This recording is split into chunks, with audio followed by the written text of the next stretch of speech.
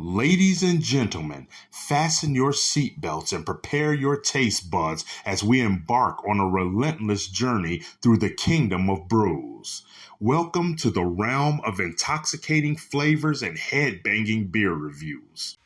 Are you all ready for me to mispronounce a bunch of words and the name of this beer? Because I am.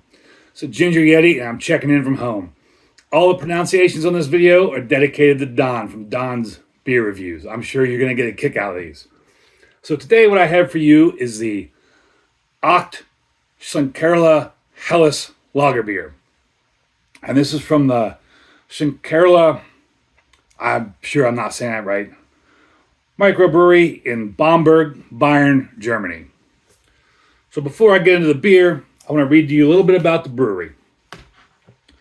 Schlenkerla, the historic smoked beer brewery in the middle of the old part of Bamberg, directly beneath the mighty cathedral. One can find the smoked beer brewery, Schlenkerla. First mentioned in 1405 as House of the Blue Lion, Jesus, I can't read, and now run by the Trum family in the 6th generation. It is the fountain of ETH Schlenkerla Rauchbier, original Schlenkerla smoked beer. I should really learn to read. This American education is not doing me justice. Bamberg's specialty for centuries. The original Schlenkerla smoked beer is here at the brewery tavern, still being tapped directly from the wooden barrel according to old tradition. Now, I have had one of their beers before. A couple years ago at a German restaurant, they did a beer tasting, food and beer pairing beer tasting.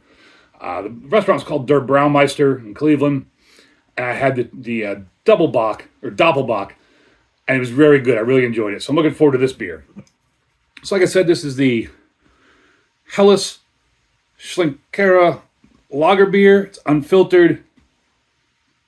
Dem Bayerisch Reinheitsgebot in Spreche and Gebrauchtes.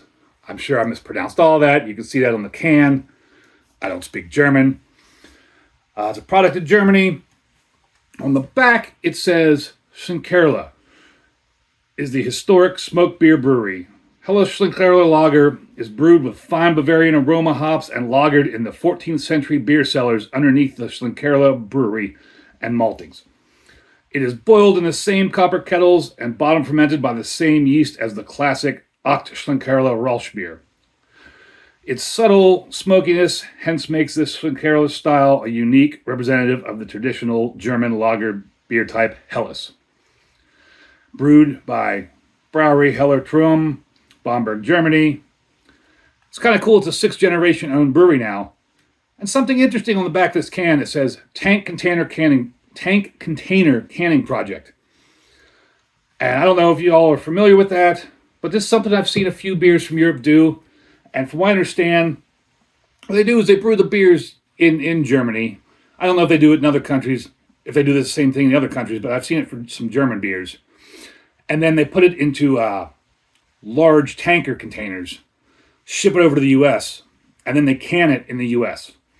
Now, I don't know if that does anything for the freshness of the beer, or if that's just a way to ship the beer more cheaply, because it's a lot cheaper to ship a giant container than a bunch of individual cans or bottles. Because these all take up space, and when it's all packaged, you are shipping a lot of air compared to the container where you're just shipping straight liquid.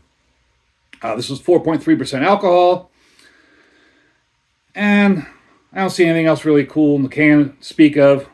I picked this up at Rosie's for $4.35 a can. For an import, that's pretty good. I should have done the 45-degree angle like Don was talking about the other day, but I just forgot about it, I guess. And when I poured that, I did pour that kind of hard. So it's a big off-white head. Color, it's more cloudy than I expected. You can't really see through that. Very cloudy. On my SRM chart, it is kind of a strawish color though, almost a chalky-ish white. I'd probably give that a 3 on the SRMs. Didn't smell anything when I opened it. Not really getting much of a scent off that. just barely slight malty, little faint hops. And I don't know if this makes sense, but it just kind of smells like a cold beer. I mean, I did just pull this out of the fridge, so it might be a little cold, but we'll just deal with that. I don't know how long it's going to take for that head to go down. But Big Rome, I'm finally getting into a beer tonight. It is Monday, March 11th, March 12th, March 11th. Monday, March 11th, finally getting a beer in. Cheers, everybody.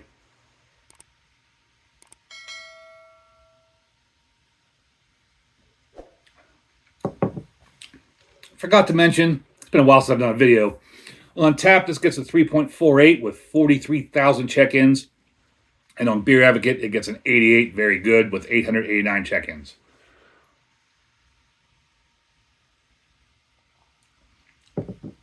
That's crisp, clean, light-bodied, and a little bit of sweetness to it.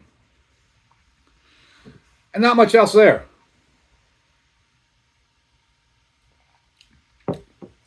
But that's pretty much what I expect out of a Helles beer.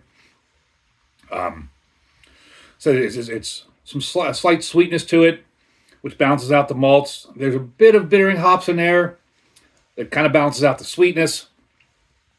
Other than that, it's just a very light, refreshing beer, very crisp. Good spring beer, good summer beer. And as it is heading into spring, we've had some warm days here. Then it snowed, and we're back to some warm days again. It's a nice porch beer. I would definitely give this a horns up. And I apologize to the brewery and any Germans out there, to all my terrible pronunciations.